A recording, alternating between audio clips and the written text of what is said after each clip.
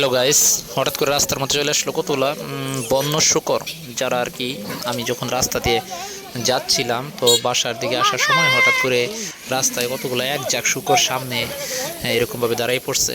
তো দেখতে পারতেছেন যে কতগুলো শূকর, এরা মূলত যে এদের যে প্রধান খাবারগুলো আছে, এরা হচ্ছে যে আমরা যারা মানে প্রাকৃতিক নাঙ্গল হিসেবে যেই অণুজীবগুলো চিনে থাকি, ওই প্রাকৃতিক নাঙ্গলের মাঝখানে একটা হইতেছে কেঁচু।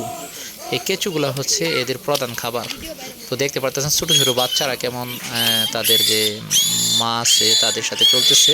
তো যারা এদেরকে দেখভাল করে, ছোটো বাচ্চা যখন একটা এদিক ওদিক চলে যায় তখন একটা ছোটো বাচ্চাকে ধরে, তখন ওই বাচ্চাটা চিল্লা নিয়ে তখন ওই বাকি যে শুকরগুলো আছে তারা একদিকে চলে যায়।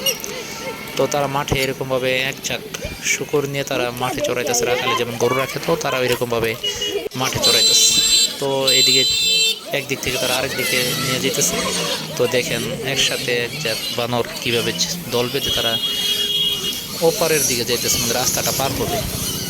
তো দেখতে পারতেছেন একসাথে যখন অনেকগুলা শুকর একসাথে চলে যায় তখন এরকমভাবে রাস্তা ধুলাবালি সরাই ছিটাইয়ে থাকে।